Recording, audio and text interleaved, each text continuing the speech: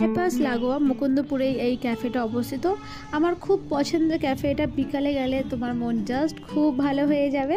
এখানকার দিয়ে সানসেটটা দেখা যায়। আর যেহেতু বাইপাস লাগোয়া প্রচণ্ড হাওয়া দেয়, দেখো আমার নায়িকার মধ্যে সিল্কি সিল্কি চুলগুলো টুকরো উড়ে যাচ্ছে। এটা দুটো পার্ট আছে, একটা নিচে যেটা হলো প্রচণ্ড গরমে ইউজ করে অনেকেই, কিন্তু আমি যতই গরম পড়ুক শীত বসন্ত পড়ুক আমি ওপরেই বসি। ওপরটা বেশ ফাঁকা থাকে, নিচেরটাও খুব একটা ভিড় হয় না। কিন্তু আগে এদের দামটা বেশ রিজনেবল ছিল, আজকাল কিন্তু আর রিজনেবল নেই। আগে ছিল যে প্রথম যেতাম যে একটা ড্রিঙ্কের সাথে আর একটা ড্রিঙ্ক ফ্রি, কিন্তু এখন সব নেই। এখন বরং অনেকটা বেশি প্রাইস বাড়িয়ে দিয়েছে। এদের একটা ডিশ আছে, সেটা ডিশটার নাম ঠিক মনে পড়ছে না, কি ভেটকি মাছ দিয়ে কিছু একটা বানানো।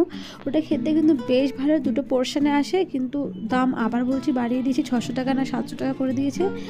আর জায়গাটা অনেক বেশি ফাঁকা থাকে, তাই কথা বলার জন্য গল্প করার জন্য একদম আমার মনে হচ্ছে একদম পারফেক্ট এটা।